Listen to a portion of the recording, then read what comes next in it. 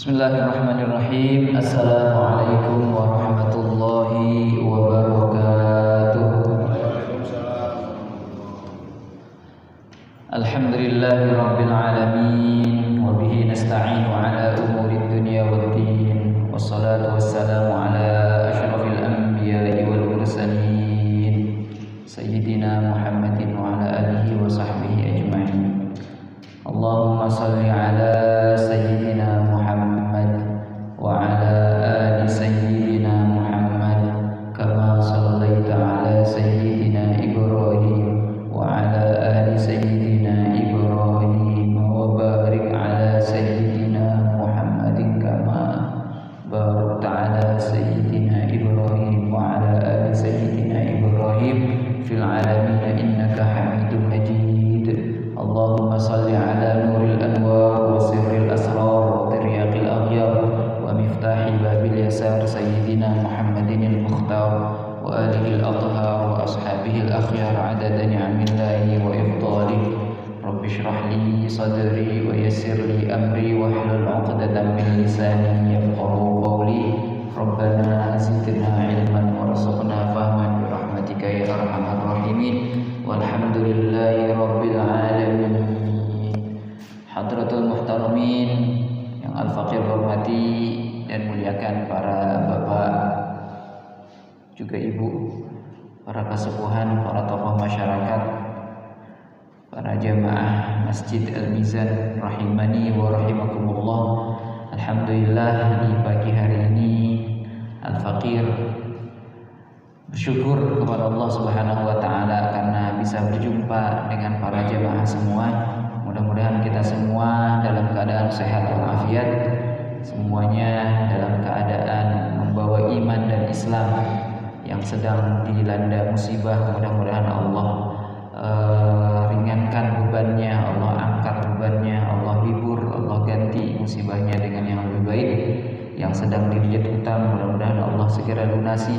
Yang sedang merasakan keluhan sakit, mudah-mudahan Allah sembuhkan keluhannya. Yang sedang dilanda kesulitan, mudah-mudahan Allah beri kemudahan dan keringanan. Para jemaah rahimakumullah, kita lanjutkan pengajian kita. Kalau pertemuan sebelumnya kita sudah membahas surat Al-Alaq, kita lanjutkan di atas sebelum surat Al-Alaq, yaitu surat At-Tin. Sudah siap kita ngaji surat At-Tin? Siap, 3 orang doang yang siap. Baik, kita sama-sama ngaji. Kita mulai ta'awudz. A'udzu billahi minasy syaithanir rajim. Silakan.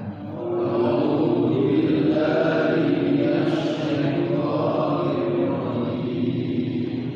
Bismillahirrahmanirrahim.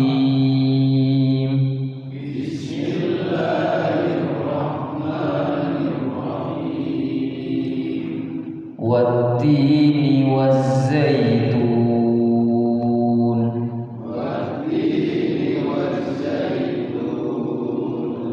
Wa turi sinin.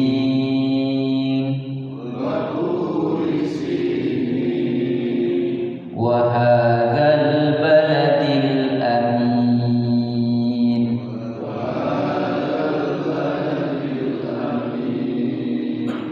Laqad khalaqnal insana fi ahsani taqwim.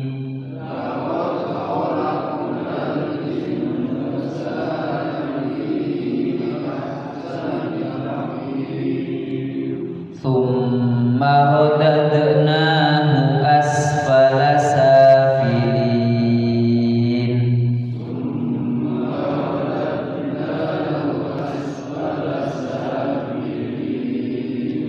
Illal ladzina amanu wa 'amilus sholihati falahum ajrun ghairu mamnun. Amanu wa 'amilus sholihati falahum ajrun fama yukadzibuka ba'du biddin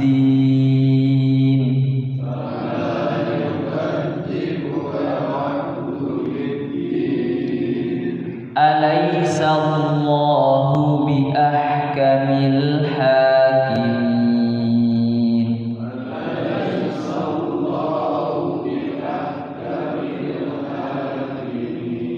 Bareng-bareng Bismillahirrahmanirrahim wattini wazzaitun wa turi sinin wa hadzal baladil amin laqad khalaqnal insana fi ahsani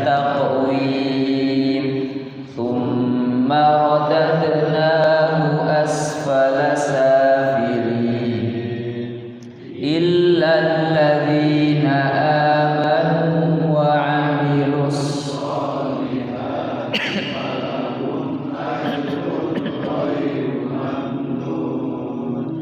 فما يكذبك بعد بالدين أليس الله بأحكم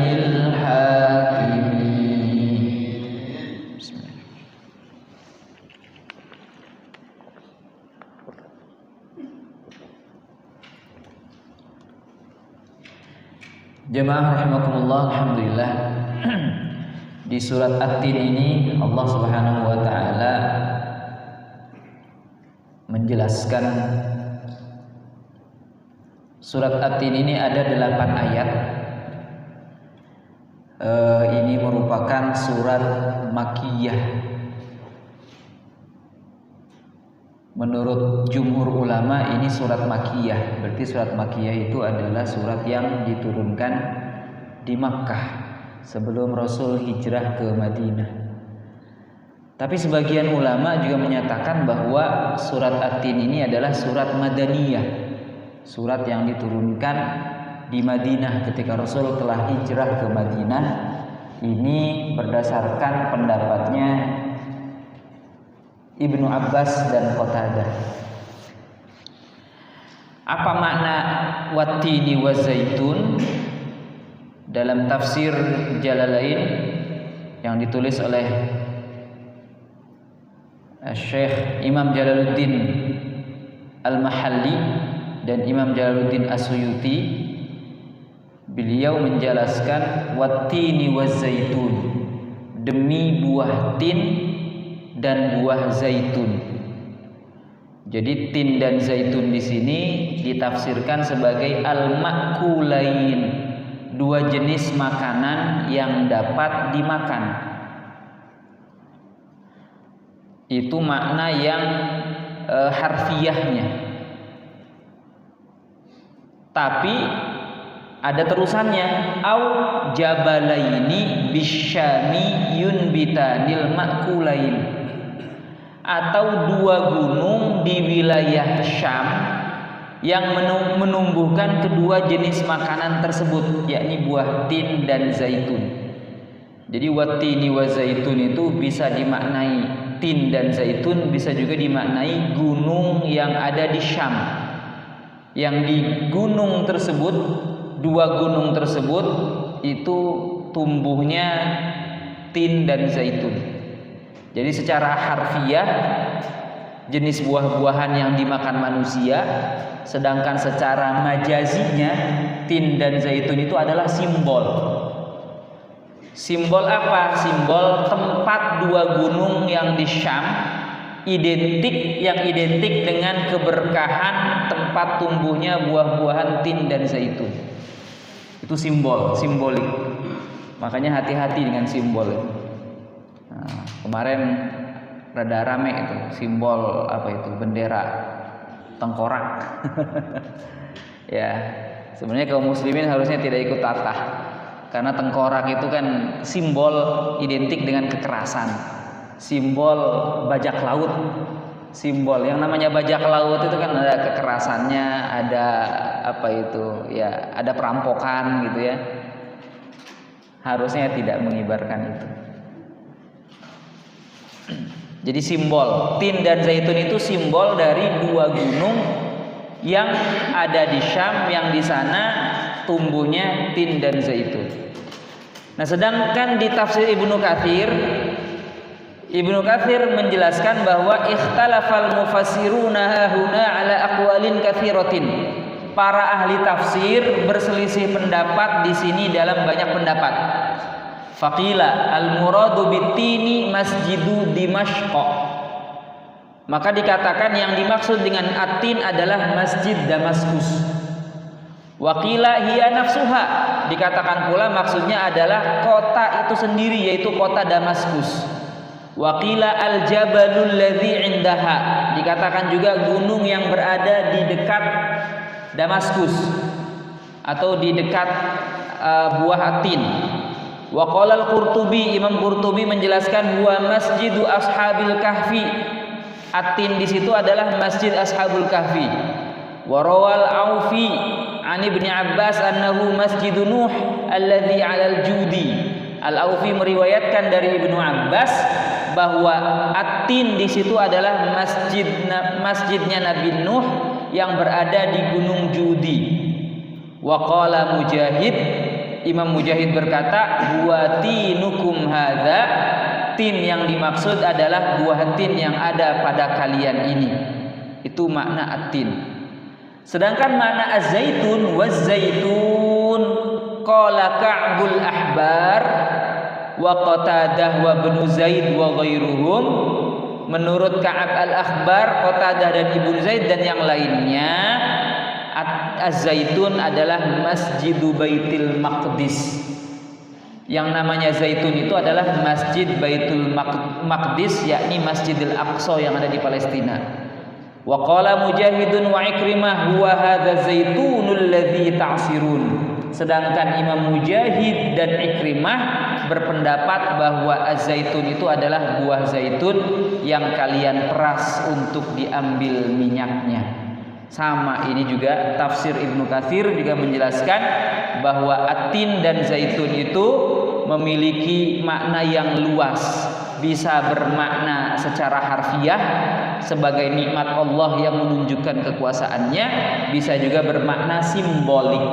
Atin dikaitkan dengan tempat tinggalnya Nabi Nuh, yaitu Gunung Judi atau Damaskus. Az-Zaitun dikaitkan dengan tempat turunnya wahyu, yaitu Baitul Maqdis atau buah zaitun itu sendiri. Itu makna tin dan zaitun. Yang intinya tin dan zaitun itu ini merujuk kepada Damaskus. Dan Damaskus itu adalah tempat di mana Nabi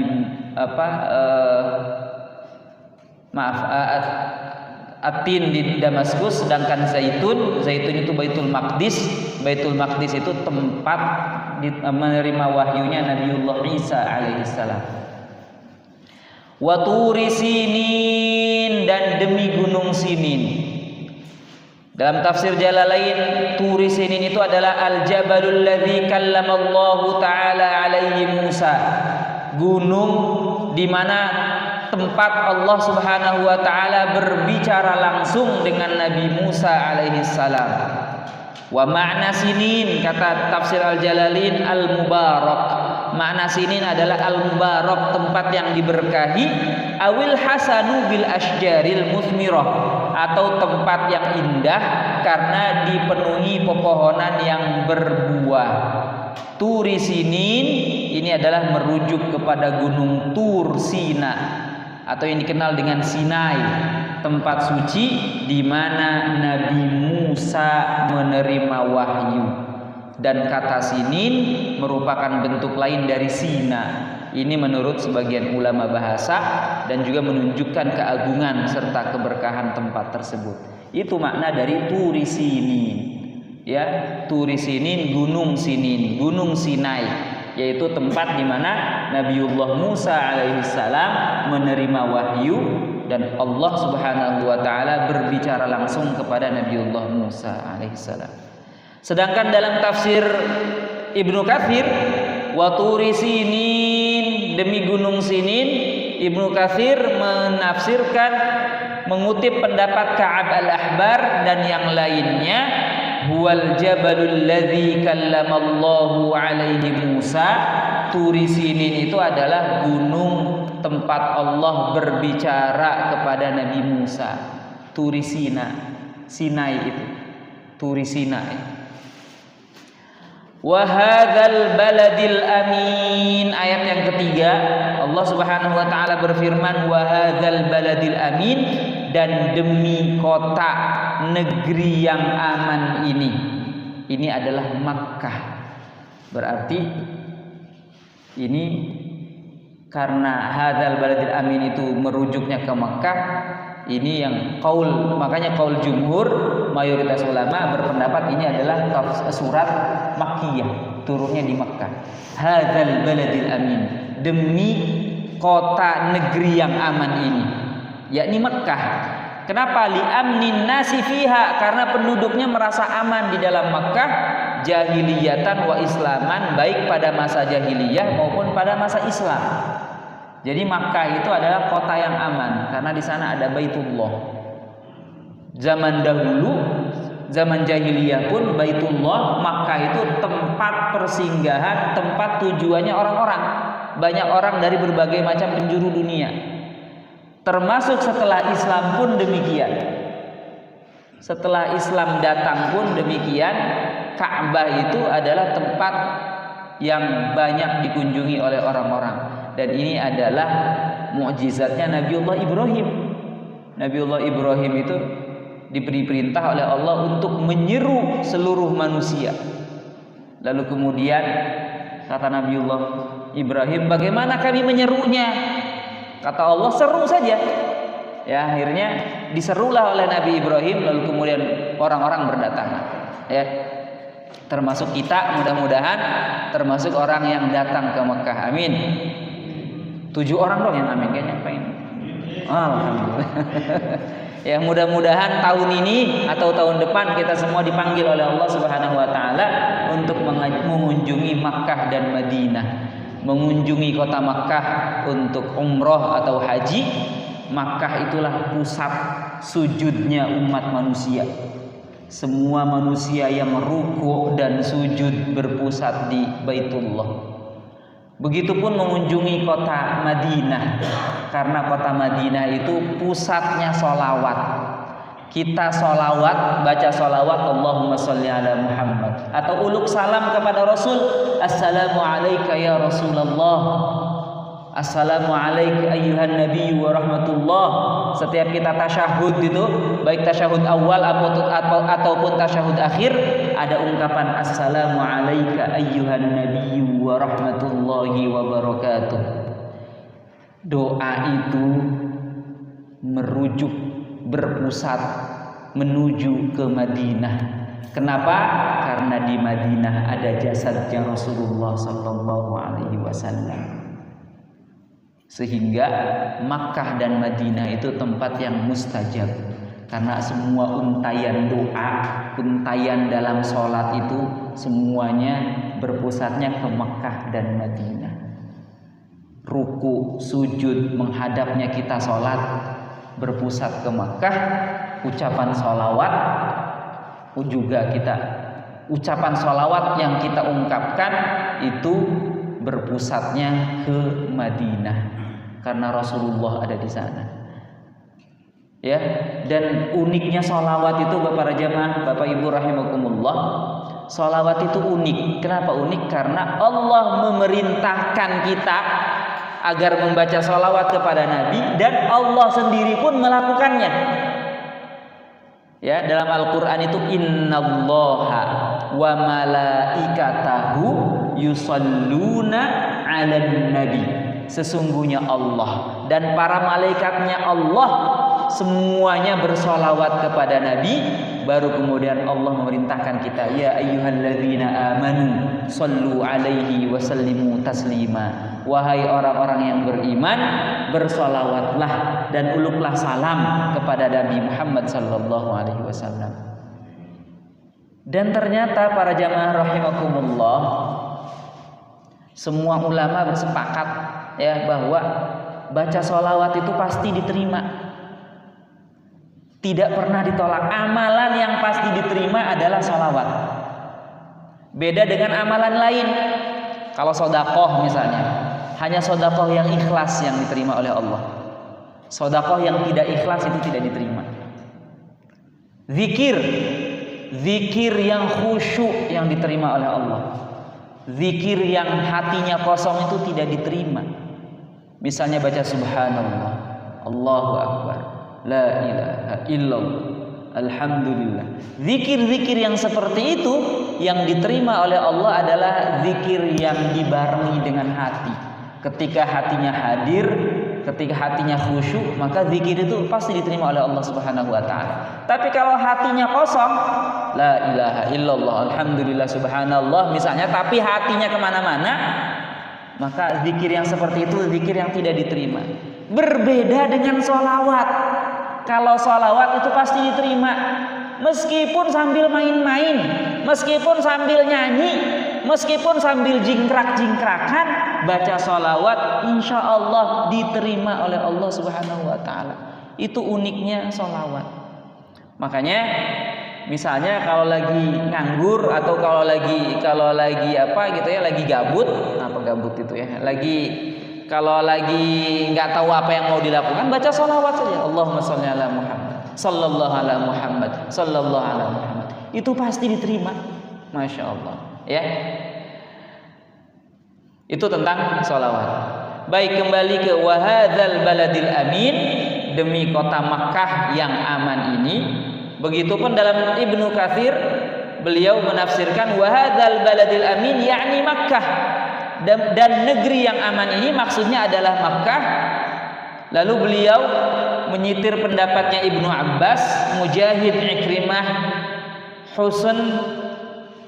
Hasan Ibrahim An-Nakhai, Ibnu Zaid dan Ka'ab Al-Ahbar menyatakan wala khilafa fi dzalika, tidak ada perbedaan pendapat dalam hal ini bahwa hadzal baladil amin itu maknanya Makkah. Ibnu Katsir melanjutkan wa qala ba'dul a'immah, sebagian imam berkata hadhihi mahallun salasatun, ini adalah 3 tempat yang dimaksud dalam sumpah dalam ayat yang sebelumnya, ba'atsallahu fi kulli wahidin minha nabiyyan mursalan, di mana Allah mengutus seorang nabi rasul di masing-masing tempat itu. Wattini wazaitun, ya, ada kata az-zaitun itu adalah Baitul Maqdis. Di situ Nabiullah Isa alaihissalam diutus. Wa turi sinin, di situ Nabiullah Musa diutus. Wa hadzal baladil amin, di situ Nabi Muhammad sallallahu alaihi wasallam diutus. Siapa nabi dan rasulnya? Min ulil azmi ashabi syara'i'il kibari, yaitu dari kalangan ulul azmi, pembawa syariat besar. Jadi para nabi dan rasul itu banyak, Bapak, Ibu. Nabi dan rasul itu banyak jumlahnya, tapi yang wajib kita ketahui adalah ada 25 nabi. Itu wajib kita ketahui nama-namanya. Adam, Idris, Nuh, Hud, Salih, Ibrahim, Lut, Ismail, Ishaq, Yaqub, Yusuf, Ayyub, Syuaib, Musa, Harun, Dzulkifli, Dawud, Sulaiman, Ilyas, Ilyasa, Yunus, Zakaria, Yahya, Isa, wal akhiru khatimul anbiya Muhammad al-Mustafa. Itu semua harus kita ketahui nama-namanya. Dari 25 nabi itu ada lagi ternyata yang dipilih, yang supernya. 20% dari 25 nabi itu 5 orang. Itu yang disebut dengan Nabi Ulul Azmi. Nabi Ulul Azmi itu 5 orang, disingkatnya Mimin. M-nya Muhammad, I-nya Isa, M yang keduanya Musa, I yang berikutnya Ibrahim, N-nya Nuh. Itu namanya nabi-nabi Ulul Azmi. Ada 5, disingkatnya Mimin. Mimin itu apa? M-nya Muhammad, Isa, Musa, Ibrahim, Nuh. Itu Nabi Ulul Azmi namanya. Kalau dalam bahasa manajemen mungkin ada istilah teori Pareto ya, Pak Abdur. Teori Pareto itu 20% orang yang mempengaruhi 80% lainnya. Makanya biasanya kalau dalam manajemen itu yang dipegang cukup 20%-nya saja. Biasanya 20% inilah yang bergerak. Sisanya itu ngikut. Kalau 20% ini kepegang, maka 80%-nya ngikuti 20%. 20-80. Namanya teori Pareto. Ya, Paretonya para nabi itu ulul azmi itu. Karena 20% dari 25 itu 5 orang. Dan 5 orang itu adalah ulul azmi itu. Nabiullah Muhammad, Isa, Musa, Ibrahim, dan Nuh. Nah, dari 5 nabi ulul azmi ini 3 nabi yang disebutkan dalam surat At-Tin itu. Siapa itu? Fal awwalu mahallatut tini wa zaitun wa hiya Baitul Maqdis. Yang pertama adalah tempatnya tin dan az-zaitun, yaitu Baitul Maqdis, allati ba'atsallahu fiha Isa bin Maryam, tempat di mana Allah mengutus Isa dan Maryam. Jadi watini wa zaitun merujuknya kepada Baitul Maqdis, di sana ada Nabi Isa. Wa tsani Turu Sinin wa huwa Turu Saina. Yang kedua adalah Tur Sinin, yaitu Gunung Sinai. Alladzi kallamallahu alaihi Musa bin Imran, tempat Allah berbicara kepada Nabi Musa bin Imran. Watsalitsu Makkah wa huwal baladul amin, dan yang ketiga adalah Makkah, yaitu negeri yang aman. Alladzi man dakhalahu kana aminan, yang siapa saja memasukinya akan aman. Wa huwallazi arsala fihi Muhammadan sallallahu alaihi wasallam, dan di sanalah Allah mengutus Nabi Muhammad sallallahu alaihi wasallam. Jadi dalam surat At-Tin ini Allah Subhanahu wa taala bersumpah dengan 4 benda. Dengan buah tin, az-zaitun, Turi Sinin, dan Mekkah. Ini menunjukkan bahwa apa yang akan disampaikan, sementara isi sumpahnya satu, berarti apa yang disampaikan adalah sangat penting. Jadi Allah mengungkapkan sumpah dengan 4 benda. Wattini, wazaituni, waturi sinin, wa hadzal baladil amin. Isi sumpahnya satu. Apa itu? Laqad khalaqnal insana fi ahsani taqwim, dan seterusnya. Itu isi sumpahnya. Ini menunjukkan bahwa apa yang akan disampaikan oleh Allah ini adalah benar-benar yang harus kita perhatikan. Masih dalam tafsir Ibnu Katsir, qalu, mereka berkata, para ulama berkata, wa fi akhirit Taurati dzikru hadhil amakinits tsalatsah.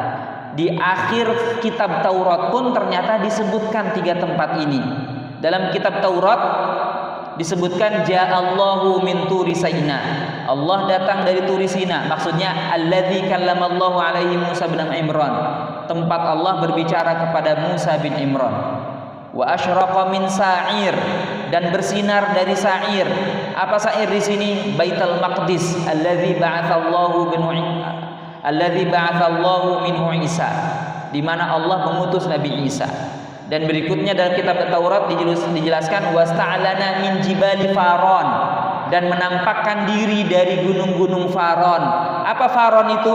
Jibala Makkah allati arsalallahu minha Muhammadan. Maksudnya adalah gunung-gunung Makkah dari mana Allah mengutus Muhammad sallallahu alaihi wasallam. Fadzakarahum ala tartibil wujudi, maka Allah mewujudkan mereka sesuai urutan kehadiran mereka secara kronologisnya. Nabi Musa dulu, kalau di Taurat Nabi Musa dulu, baru kemudian Nabi Isa, baru kemudian Nabi Muhammad. Di kitab Taurat demikian. Bihasabi tartibihim fi zaman, yaitu sesuai urutan mereka dalam sejarah. Walihada, oleh karena itu di dalam surat At-Tin ini aqsama bil asyraf, tsummal asyraf minhu, tsumma bil asyrafi minhuma. Allah Subhanahu wa taala bersumpah dengan yang mulia. Apa itu? At-tini wa zaitun. Ya, at-tini wa zaitun. Kemudian Allah menyebutkan yang lebih mulia dari at-tini wa zaitun, dari Baitul Maqdis, yaitu Turi Sina. Lalu Allah menyebutkan lagi yang lebih mulia lagi. Apa itu? Makkah. Begitu menurut dalam tafsir Ibnu Katsir. Apa isi sumpahnya? Ini terdapat di surat At-Tin ayat yang ke-4. Laqad khalaqnal insana fi ahsani taqwim. Sungguh telah kami ciptakan manusia, semua jenis manusia, fi ahsani taqwim, dalam bentuk yang sebaik-baiknya, ta'dilun li suratihi, yakni penyempurnaan bentuk dan posturnya secara sempurna. Coba lihat bagaimana postur tubuh manusia, begitu indah. Mata ada 2, hidung di tengah, mulut di tengah. Coba Pak kalau mulutnya di pinggir, repot gitu ya. Coba kalau matanya ada 7, waduh kelindipan 1. Ya, meskipun masih ada 6 lagi, tapi kalau lebihan 1 repot gitu ya. Kemudian rambut, kemudian telinga ada 2. Ini semua yang Allah ciptakan pada bentuk penciptaan manusia ini fi ahsani taqwim, dalam bentuk yang sebaik-baiknya. Laqad khalaqnal insana fi ahsani taqwim, sungguh kami telah menciptakan manusia dalam bentuk yang sebaik-baiknya. Dalam tafsir Ibnu Katsir, hadza huwal muqsam alaih, inilah kalimat utama dari sumpah sebelumnya, wa huwa annahu ta'ala khalaqal insana fi ahsani surah, bahwa Allah menciptakan manusia dalam rupa yang terbaik, wa syaklin muntasibil qamah, dengan postur tegap, sawiyil a'dha, anggota tubuh yang seimbang, hasaniha, dan bentuknya yang indah. Tetapi para jamaah rahimakumullah, Allah Subhanahu wa taala melanjutkan dalam ayat yang kelima, tsumma radadnahu asfala safilin, kemudian kami kembalikan manusia itu, yaitu pada sebagian orang dari kalangan manusia, asfala safilin, ke tempat yang serendah-rendahnya. Ini adalah kinayatun 'anil harami wad-dha'fi, merupakan kiasan tentang masa tua dan kelemahan. Manusia itu diciptakan dalam bentuk yang bagus, tapi kemudian di akhir masanya nanti dikembalikan kepada tempat yang rendah, yaitu kembali ketika sudah mengalami tua itu kembali seperti anak kecil. Fayanqusu amalul mu'mini an zamani syabab, sehingga amal perbuatan orang yang beriman berkurang dibanding masa mudanya. Wa yakunu lahu ajruhu, namun pahalanya tetap dicatat untuknya, illa, kata Allah dalam tafsir Jalalain, illalladzina amanu wa amilus solihati falahum ajrun ghairu mamnun, kecuali orang-orang yang beriman dan beramal solih, maka mereka akan mendapatkan pahala yang tidak terputus. Mamnun itu maqtu', jadi ghairu mamnun itu tidak terputus. Inilah keistimewaannya orang yang beriman dan beramal solih. Meskipun sudah tua, meskipun dia sudah lemah untuk beribadah, tapi ketika mudanya itu dia banyak beramal solih, pahalanya itu tidak terputus. Misalnya bapak ibu punya anak, lalu anaknya dididik menjadi anak solih, diajarin ngaji, diajarin baca Quran. Nggak bisa baca Quran sendiri, dititipin ke tetangga yang ngerti ngaji Quran, dititipin ke guru Quran, diajarinlah Quran. Pas tiba tua nanti, anak kita yang sudah mulai beranjak dewasa mengamalkan ajaran-ajaran masa kecilnya, baca Quran, sholat. Orang tuanya sudah lemah, sholatnya mungkin hanya fardu saja, yang sunnah nggak kuat, baca Quran juga sudah nggak kuat, tetapi pahalanya terus menerus mengalir. Dari mana? Dari anak-anak yang dididik dengan didikan yang solih tadi, dengan dididik baca ngaji Quran, dididik sholat. Anaknya sholat, maka yang ngajarin sholatnya pun dapat pahala. Siapa yang ngajarin sholat? Bapak ibunya. Ketika azan tuh, ayah sudah azan, ayo berangkat ke masjid. Tuh ada suara azan, ayo berangkat, ayo sholat. Kan yang nyuruh-nyuruh kan orang tuanya, bapak ibunya. Dari kecil, mungkin masih kecil, disuruh-suruh sama bapak ibunya. nanti ketika dia sudah terlatih sholat, setiap anak sholat, maka anak itu mendapatkan pahala dan orang tuanya yang mendidik pun dapat pahala dari amalan anak-anaknya. Masya Allah, ini luar biasa. Meskipun dia sudah tua renta, meskipun amalannya berkurang, tetapi orang-orang yang beriman dan beramal solih, falahum ajrun ghairu mamnun, mereka semua mendapatkan pahala yang tidak terputus. Dalam sebuah hadis, dalam tafsir Jalalain disebutkan, idza balaghal mu'minu minal kibari ma yu'jizuhu 'anil 'amali kutibalahu ma kana ya'malu. Apa artinya? Idza balaghal mu'minu minal kibari ma yu'jizuhu 'anil 'amali. Apabila seorang mukmin yang telah mencapai usia tua sehingga dia tidak mampu lagi beramal, kutibalahu ma kana ya'malu, maka tetap dicatat untuknya pahala sebagaimana amal yang biasa ia kerjakan. Jadi kalau dari muda kita sudah terbiasa sholat sunnah, ngaji Quran, atau misalnya sholat jamaah di masjid, ketika tua tidak mampu datang ke masjid misalnya, maka dia dicatat terus-terusan jamaah di masjid, karena sejak mudanya dia rajin jamaah di masjid. Ketika dari mudanya misalnya dia rajin berinfak, rajin sedekah tiap hari Jumat, misalnya adain misalnya yaitu Jumat berkah, kan gitu, lagi sekarang lagi musim tuh. Setiap Jumat sedekah, atau setiap subuh sedekah, atau setiap minggu sedekah misalnya. Ketika sudah tua dia tidak mampu, maka dia senantiasa dicatat bersedekah sebagaimana rutinitasnya ketika dia yang dilakukan dari muda hingga tua itu, meskipun dia tidak melakukan apa-apa. Itulah indahnya, itulah maha rahman rahimnya Allah Subhanahu wa taala. Ya. Namun dalam tafsir Ibnu Katsir, asfala safilin di sini, tsumma radadnahu asfala safilin, ini ditafsirkan sebagai ilan nar, dimasukkan ke dalam neraka.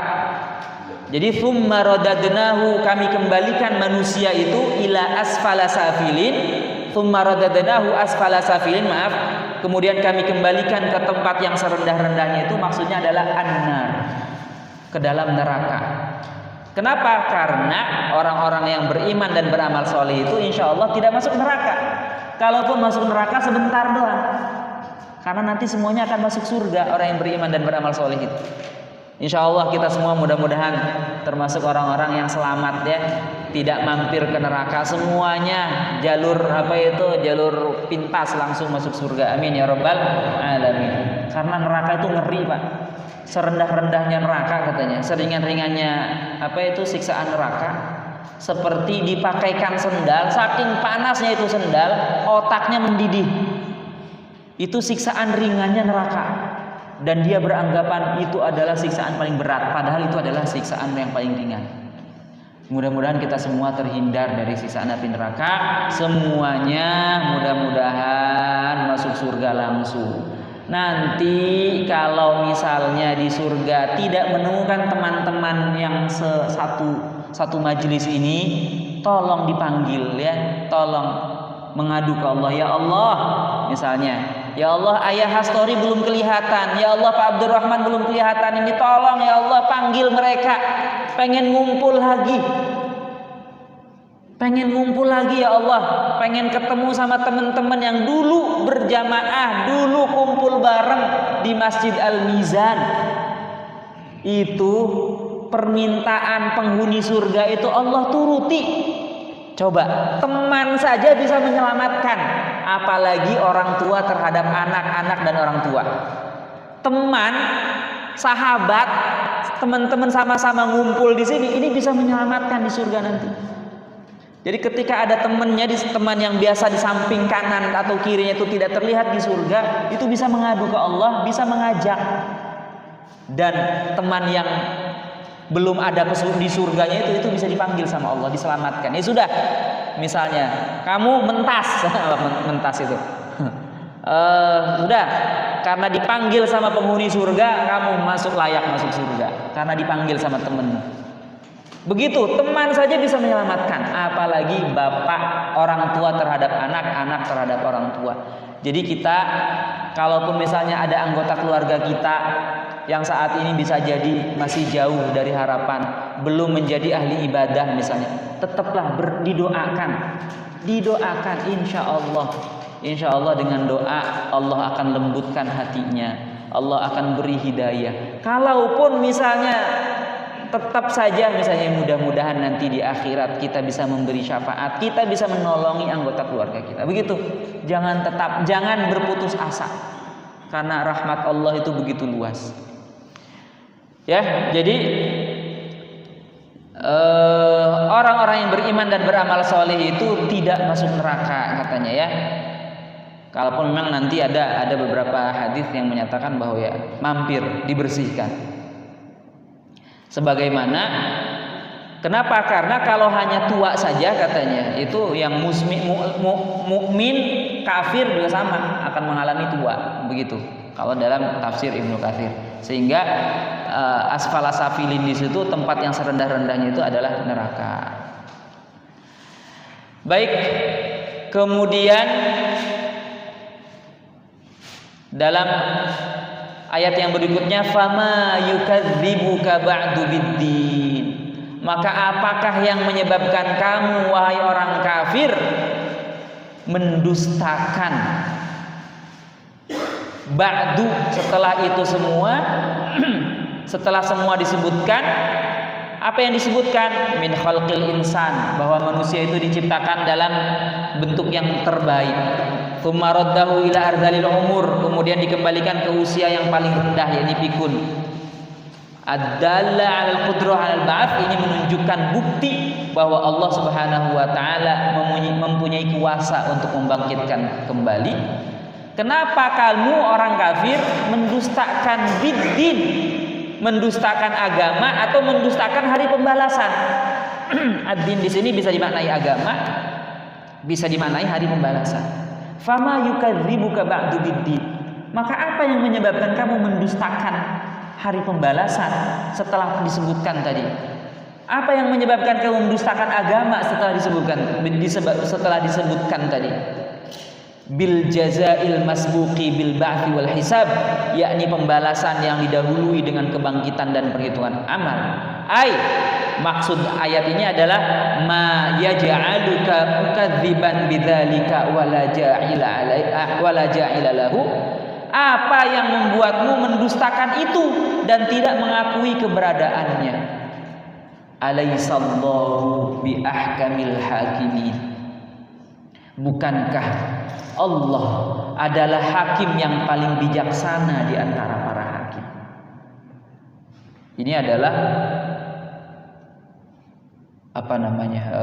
bukankah Allah adalah hakim yang paling bijaksana? Allah Maha Adil. Ama huwa ahkamul hakimin, bukankah Allah adalah hakim yang paling adil di antara para hakim?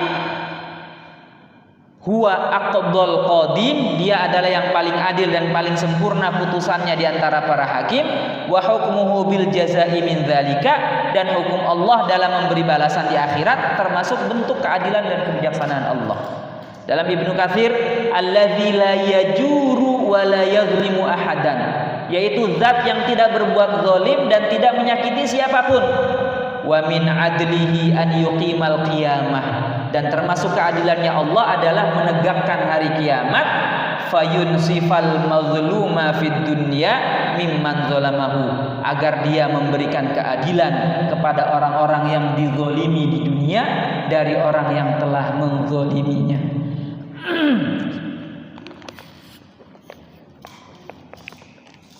Jadi akhirat itu adalah tempat peradilan kita semua, dan Allah Maha Adil, tidak ada yang dizalimi. Kalaupun ada orang kafir yang misalnya dicemplungin ke neraka misalnya, itu bukan jahatnya Allah, tapi itu bentuk keadilannya Allah. Karena di dunia orang-orang kafir itu tidak mau mengimani Allah, tidak mau mengimani apa yang disampaikan oleh Allah, tetap kufur, maka balasannya itu Begitupun orang yang beriman. Orang yang beriman beramal soleh, maka nanti akan mendapatkan balasan yang setimpal. Para jamaah rahimakumullah, dalam hadis disebutkan man qara'a wattini ila akhiriha falyaqul bala wa ana ala dzalika minasyahidin. Barang siapa yang membaca surat At-Tin sampai akhir, maka hendaklah ia mengatakan bala, betul, wa ana ala dzalika minasyahidin, dan aku termasuk orang-orang yang bersaksi atas itu. Karena kan diakhiri dengan alaihissallahu bi ahkamil hakimin. Bukankah Allah hakim yang paling bijaksana? Itu kan tanda tanya, itu pertanyaan. Maka kita harus menjawabinya, bala, betul. Wa ana ala dzalika minasyahidin, dan aku termasuk orang-orang yang bersaksi atas itu. Jadi makanya ketika misalnya imam membacakan surat At-Tin misalnya, At-Tini wa zaitun alaihissallahu bi ahkamil hakimin, dianjurkan menjawab, ya cukup bisik-bisik, bala wa ana ala dzalika minasyahidin. Atau ada orang yang membaca surat At-Tin misalnya terakhir alaihissallahu bi ahkamil hakimin, kita harus menjawab bala wa ana ala dzalika minasyahidin. Atau membaca sendiri surat At-Tin alaihissallahu bi ahkamil hakimin, kita membaca dalam hati kita bala wa ana ala dzalika minasyahidin. Apa artinya bala itu? Betul. Kan ada pertanyaan, alaihissallahu bi ahkamil hakimin, bukankah Allah adil, hakim yang paling adil? Bala, betul. Wa ana, dan aku ala dzalika, atas pernyataan itu bahwa Allah ahkamul hakimin, minasyahidin, termasuk orang yang bersaksi atas itu. Itu mungkin para jamaah yang dirahmati Allah. Mudah-mudahan pengajian kita pada hari ini adalah pengajian yang diberkahi, menjadi ilmu yang bermanfaat. Kita semakin dekat kepada Allah Subhanahu wa taala, dekat kepada surganya Allah dan jauh dari nerakanya Allah Subhanahu wa taala. Selanjutnya kami serahkan kepada pembawa acara. Alhamdulillah, kajian sudah disampaikan. Sebelum ditutup seperti biasa ada forum tanya jawab.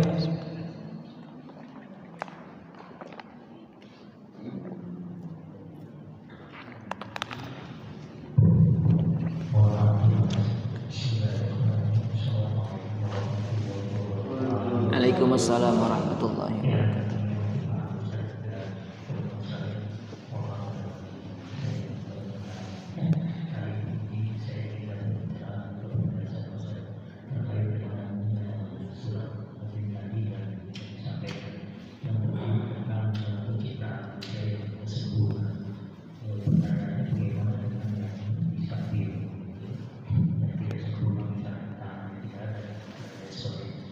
Yang kedua, bagaimana dengan orang tua yang ikut yang tidak mengakui semua manusia begitu lahir, bahkan ada yang takut, tapi tiba-tiba itu bagaimana? Karena sebelumnya di masjid tiba-tiba karena itu menjadi tempat tiba-tiba. Terima kasih Bapak. Assalamualaikum warahmatullahi wabarakatuh. Waalaikumsalam warahmatullahi wabarakatuh. Baik, terkait dengan pertanyaan yang pertama, bagaimana dengan penciptaan yang tidak sempurna, misalnya dengan adanya, mohon maaf, cacat, misalnya dari lahir atau apa. Baik, yang pertama ya kita harus memahami bahwa Allah Maha Kuasa atas segala sesuatu. Yang jelas intinya itu adalah bentuk salah satu ujian kasih sayangnya Allah kepada hamba tersebut. Hamba tersebut diberi ujian, ya, diberi ujian, diberi pelajaran yang khusus. Karena sayangnya Allah, maka diberi ujian yang khusus, yang spesial. Sehingga bagaimana sikapnya ya? Maka sikapnya adalah qanaah, bersabar, menerima ujian itu, ridho bil qada. Karena itu namanya qada ya. Qada itu apa? Qada itu ketetapan yang telah Allah tetapkan untuk kita, itu namanya qada. Bagaimana menyikapi qada? Menyikapi qada adalah ridho. Jadi ridho bil qada. ridho dengan apa yang telah Allah tetapkan. Jadi itu adalah bentuk ujian Allah kepada hambanya. Apakah hambanya itu ridho atau tidak ridho. Sama seperti halnya kita pun diuji dengan berbagai macam ujian. Ada yang diuji dengan kekayaan, ada yang diuji dengan kemiskinan. Wallahu alam siapa yang lulus, siapa yang tidak lulus. Namanya ujian itu kan pasti kalau nggak naik kelas lulus gitu kan. Ya kalau nggak naik kelas lulus. Ujian dulu tuh sebelum naik kelas. Ujian dulu sebelum ada kelulusan. Nah kita pun sama diuji. Bentuk ujiannya macam-macam. Ada yang diberi kekayaan, dia makin solih, dia makin takwa, dia makin rajin ibadahnya, dia makin dekat dengan Allah. Ada yang ketika diberi kekayaan malah jauh, sibuk dengan hartanya, sibuk dengan kekayaannya, sehingga lupa dengan janji-janji sebelumnya. Wah kalau aku punya banyak duit kayaknya rajin ke masjidnya karena nggak pusing mikirin duit. Ternyata dikasih duit banyak pusing juga, takut duitnya berkurang. Ada yang diuji dengan kemiskinan, ada dengan miskin itu dia bertakwa atau dia malah jauh dengan Allah, menggerutu aja, maido aja ke Allah. Gusti tiap hari ini susah pusing mikirin duit dan sebagainya. Jadi semuanya ini adalah ujian, termasuk sehat kita. Kadang orang itu kalau diuji dengan sakit sadar bahwa dia sedang diuji, tetapi banyak orang yang lalai ketika diuji dengan kesehatan. Ketika kita sehat, padahal kita diuji, kita lalai, kita lupa bahwa kita diberi sehat harusnya untuk apa. Itu namanya ujian. Jadi sekali lagi terkait dengan kondisi yang lahir dengan tidak sempurna, misalnya mohon maaf, misalnya cacat, maka itu adalah ujian terhadap hambanya, terhadap hamba Allah. Terhadap siapa? Terhadap si hamba yang memiliki fisik tersebut, atau terhadap keluarganya, atau semuanya, atau siapapun kita yang melihatnya pun itu ujian. Apakah ada orang yang diberi fisik yang tidak sempurna itu kita menghinanya, atau kita malah tetap memuji Allah Subhanahu wa taala. Jadi semuanya adalah ujian, dan ujian untuk kita semua. Lalu pertanyaan yang kedua terkait dengan pikun. Bagaimana dengan orang yang pikun? Ya itulah, manusia itu seperti itu tabiatnya, atau apa namanya ya, kadarnya manusia demikian. Jadi kita ini berasal dari bayi, lemah, lalu kemudian kita beranjak besar, dewasa, gagah-gagahnya itu usia 19, 20, 25 itu gagah-gagahnya itu ya.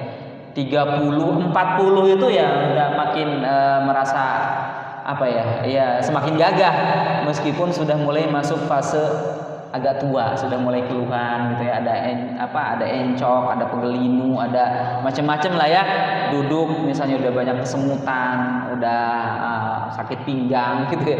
Usia 50, 60, 70 itu bisa jadi sudah masuk usia pikun, usia ya makin sepuh, makin tua itu makin kembali lagi ke fase semula, seperti anak kecil ya, seperti anak kecil gampang lupa gitu dan sebagainya.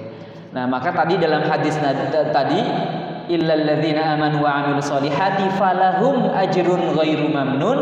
Orang-orang yang beriman meskipun sudah pikun, dia tetap mendapatkan pahala yang tidak terputus.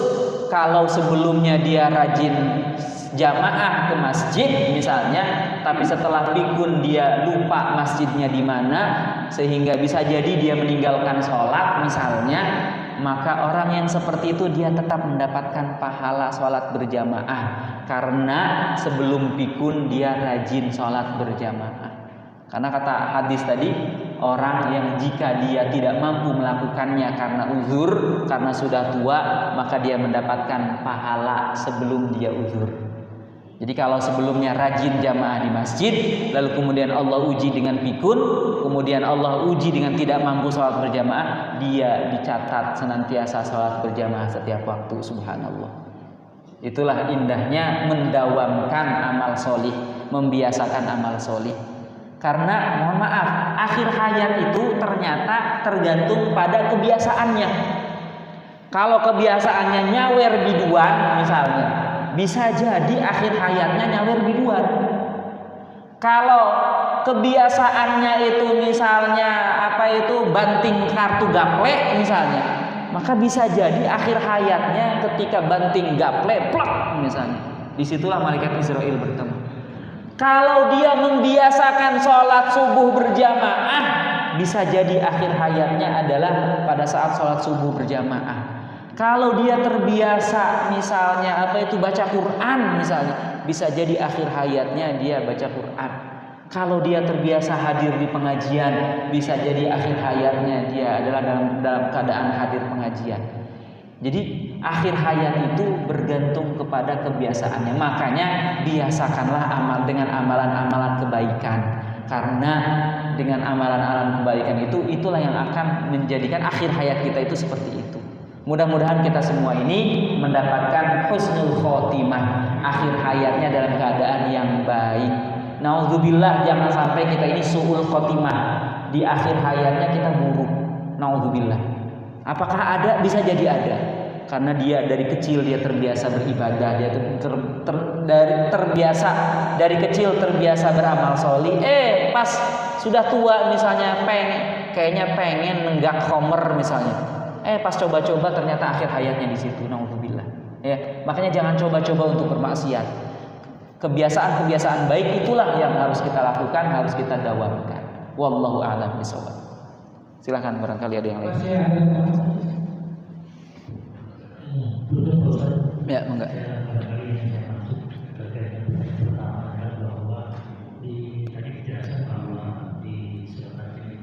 Manusia diciptakan dalam keadaan sempurna. Maksud saya, bagaimana ketika manusia diciptakan dari seketika sesat? Tidak berarti bahwa ada peringkat antara suatu dengan kesulitan. Betul. Ya, terkait dengan lahir disabilitas ya betul. Tetap saja organ-organ lainnya masih banyak berfungsi gitu ya. Organ-organ lainnya itu Allah ciptakan dalam keadaan tetap fi ahsani taqwim, yang bisa jadi kalau diganti dengan manusia itu manusia tidak mampu membuatnya. Jadi adanya fakta manusia yang cacat tidak menafikan ayat ini gitu. Tidak menafikan ayat ini karena ada ayat yang lain juga bahwa innallaha ala kulli syai'in qadir. Allah sangat mampu menciptakan segala sesuatu, atau atas segala sesuatu Allah Maha mampu. Jadi adanya orang yang lahir dalam keadaan misalnya tidak sempurna, itu juga merupakan bukti kekuasaan Allah Subhanahu wa taala. Wallahu a'lam bishawab. Masih ada yang lain sebelum ditutup dengan doa? Ada? Sudah nanya.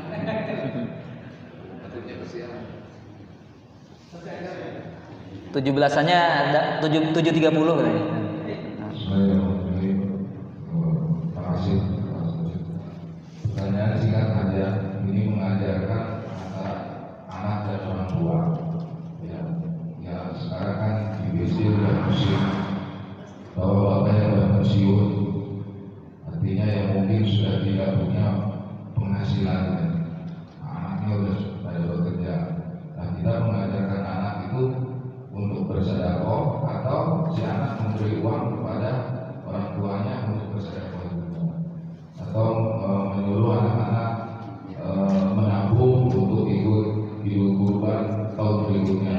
Nah, hal-hal itu kan perbuatan baik dari orang tua ke anak atau anak dari orang tua. Nah, itu pahalanya bagaimana itu Pak Ustaz? Baik. Untuk keduanya atau untuk satu keluarga gitu. Betul. Baik, terima kasih. Wassalamualaikum warahmatullahi wabarakatuh. Waalaikumsalam warahmatullahi wabarakatuh. Dalam sebuah hadis, man dalla ala khairin fahuwa kafa'ilihi. Siapa yang menunjukkan pada kebaikan, maka man dalla ala khairin fahuwa kafa'ilihi. Siapa orang yang menunjukkan kebaikan, maka ia mendapatkan pahala seperti orang yang mengerjakannya. Jadi ketika ada orang tua yang menyuruh anaknya atau anaknya menyuruh orang tuanya, mengingatkan untuk bersedekah, untuk berbuat baik, lalu kemudian orang yang ditunjukinya itu berbuat baik, orang yang berbuat baiknya mendapatkan pahala kebaikan, begitupun orang yang menunjukinya, orang yang menyuruhnya itu juga mendapatkan kebaikan sama persis seperti pelaku tersebut. Jadi insya Allah inilah hebatnya amar ma'ruf nahi munkar, menyuruh kepada kebaikan, mencegah kepada kemungkaran. Meskipun kita misalnya tidak melakukan, tapi kita mendapatkan kiriman pahala yang setimpal, yang kiriman pahala yang seperti orang yang melakukan kebaikan itu. Jadi insya Allah pahalanya untuk dua-duanya, Pak. Jadi yang melakukannya dia mendapatkan pahala, yang menyuruh kebaikannya pun itu mendapatkan kebaikannya orang yang berbuat baik tadi tanpa berkurang sedikit pun pahalanya.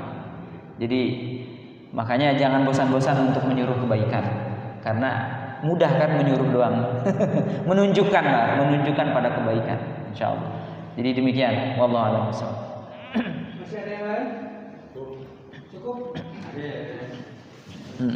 Ada yang mau jadi panitia soalnya ini belum siap-siap. Ya, kita sama-sama berdoa dulu. Bismillahirrahmanirrahim. Alhamdulillahirabbil Allahumma shalli ala sayyidina Muhammad ya rabbi shalli alaihi wasallam. Alhamdulillah.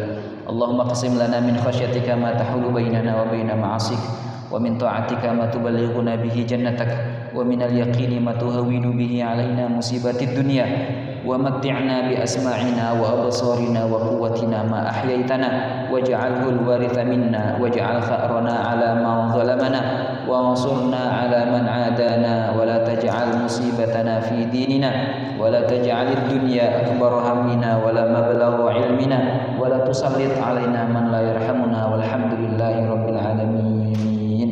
Hadanallahu iyyakum ajma'in wal 'afwu minkum wassalamu alaikum warahmatullahi